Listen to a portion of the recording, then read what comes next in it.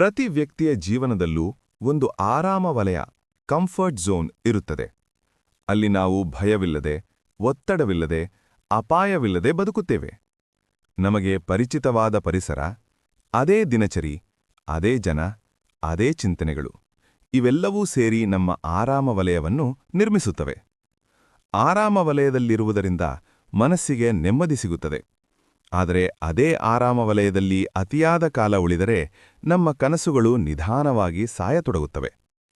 ಆರಾಮ ವಲಯ ಕೆಟ್ಟದೇ ಅಲ್ಲ, ಅದು ನಮ್ಮ ಜೀವನಕ್ಕೆ ಸ್ಥಿರತೆಯನ್ನು ನೀಡುತ್ತದೆ.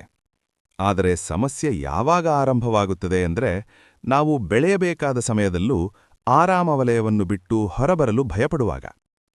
ಬಹುತೇಕ ಜನರು ತಮ್ಮ ಕನಸುಗಳನ್ನು ಸಾಧಿಸದಿರುವುದಕ್ಕೆ ಕಾರಣ ಅಸಮರ್ಥತೆ ಅಲ್ಲ, ಬದಲಾಗಿ ಆರಾಮ ವಲಯವನ್ನು ಬಿಟ್ಟು ಹೊರಬರಲಾರದ ಮನಸ್ಥಿತಿ.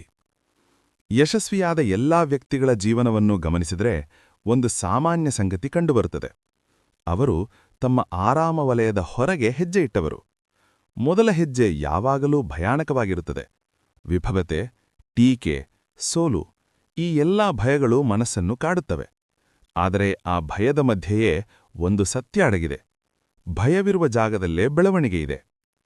ಒಬ್ಬ ವಿದ್ಯಾರ್ಥಿ ಹೊಸ ವಿಷಯ ಕಲಿಯುವಾಗ ಗೊಂದಲ ಅನುಭವಿಸುತ್ತಾನೆ. ಒಬ್ಬ ಉದ್ಯೋಗಿ ಹೊಸ ಜವಾಬ್ದಾರಿ ತೆಗೆದುಕೊಳ್ಳುವಾಗ ಆತಂಕಗೊಳ್ಳುತ್ತಾನೆ. ಒಬ್ಬ ಉದ್ಯಮಿ ಹೊಸ ವ್ಯವಹಾರ ಆರಂಭಿಸುವಾಗ ನಿದ್ರೆ ಕಳೆದುಕೊಳ್ಳುತ್ತಾನೆ. ಈ ಎಲ್ಲವೂ ಆರಾಮ ವಲಯದ ಹೊರಗಿನ ಅನುಭವಗಳು. ಆದರೆ ಇದೇ ಅನುಭವಗಳು ಅವರನ್ನು ಬಲಿಷ್ಠರನ್ನಾಗಿ ಮಾಡುತ್ತವೆ, ಆತ್ಮವಿಶ್ವಾಸವನ್ನು ಬೆಳೆಸುತ್ತವೆ. ಆರಾಮ ವಲಯ ನಮಗೆ ಸುಳ್ಳು ಭದ್ರತೆಯನ್ನು ಕೊಡುತ್ತದೆ. ಇಲ್ಲಿಯೇ ಸುರಕ್ಷಿತ, ಇಷ್ಟೇ ಸಾಕು, ಇದಕ್ಕಿಂತ ಹೆಚ್ಚು ಸಾಧ್ಯವಿಲ್ಲ ಎಂಬ ಧ್ವನಿಯನ್ನು ಅದು ನಮ್ಮ ಮನಸ್ಸಿಗೆ ಹೇಳುತ್ತಿರುತ್ತದೆ. ಆದರೆ ನಿಜವಾದ ಜೀವನ ಈ ಧ್ವನಿಯಾಚೆ ಇದೆ. ನಾವು ಸಾಧ್ಯವೆಂದು ಭಾವಿಸುವ ಮಿತಿಯಾಚೆಯೇ ನಮ್ಮ ನಿಜವಾದ ಸಾಮರ್ಥ್ಯ ಅಡಗಿದೆ. ವಿಫಲತೆ ಎಂಬುದನ್ನು ಭಯಪಡುವ ಅಗತ್ಯವೇ ಇಲ್ಲ. ವಿಫಲತೆ ಎಂದರೆ ಅಂತ್ಯ ಅಲ್ಲ, ಅದೊಂದು ಪಾಠ. ಪ್ರತಿಯೊಂದು ವಿಫಲತೆಯೂ ನಮ್ಮನ್ನು ಬಲಿಷ್ಠರನ್ನಾಗಿ ಮಾಡುತ್ತದೆ. ಆರಾಮ ವಲಯದಲ್ಲಿ ಉಳಿದರೆ ವಿಫಲತೆಯೇ ಇಲ್ಲ, ಆದರೆ ಯಶಸ್ಸೂ ಇಲ್ಲ. ಹೊರಗೆ ಬಂದರೆ ವಿಫಲತೆಯ ಸಾಧ್ಯತೆಯಿದೆ, ಆದರೆ ಅದೇ ಯಶಸ್ಸಿನ ದಾರಿಯೂ ಹೌದು. ಇಂದು ನೀವು ನಿಮ್ಮ ಜೀವನದಲ್ಲಿ ಯಾವ ಸ್ಥಳದಲ್ಲಿ ನಿಂತಿದ್ದೀರಿ ಎಂದು ನಿಮ್ಮನ್ನು ನೀವು ಪ್ರಶ್ನಿಸಿಕೊಳ್ಳಿ. ನೀವು ಸಂತೋಷವಾಗಿದ್ದೀರಾ? ನಿಮ್ಮ ಕನಸುಗಳತ್ತ ಸಾಗುತ್ತಿದ್ದೀರಾ? ಅಥವಾ ಇಷ್ಟೇ ಸಾಕು ಎಂದು ಮನಸ್ಸಿಗೆ ಸಮಾಧಾನ ಹೇಳಿಕೊಳ್ಳುತ್ತಿದ್ದೀರಾ? ನಿಮ್ಮ ಉತ್ತರವೇ ನಿಮಗೆ ದಾರಿ ತೋರಿಸುತ್ತದೆ. ಪ್ರತಿದಿನವೂ ಒಂದು ಸಣ್ಣ ಹೆಜ್ಜೆ ಸಾಕು.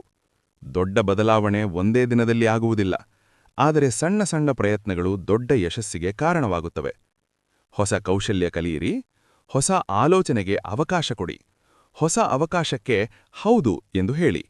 ಆರಂಭದಲ್ಲಿ ಅಸೌಕರ್ಯವಾಗಬಹುದು, ಆದರೆ ಅದೇ ನಿಮ್ಮ ಬೆಳವಣಿಗೆಯ ಗುರುತು. ನೆನಪಿಡಿ, ಆರಾಮ ವಲಯ ಸುಂದರವಾಗಿದೆ, ಆದರೆ ಅಲ್ಲಿ ಕನಸುಗಳು ಬೆಳೆದಿಲ್ಲ. ಕನಸುಗಳು ಬೆಳೆದಿರುವುದು ಆರಾಮ ವಲಯದ ಹೊರಗೆ. ಇಂದು ನೀವೊಂದು ನಿರ್ಧಾರ ತೆಗೆದುಕೊಳ್ಳಿ. ಭಯದ ನಡುವೆಯೇ ಒಂದು ಹೆಜ್ಜೆ ಇಡಿ. ನಿಮ್ಮ ಮೇಲೆ ನಂಬಿಕೆ ಇಡಿ.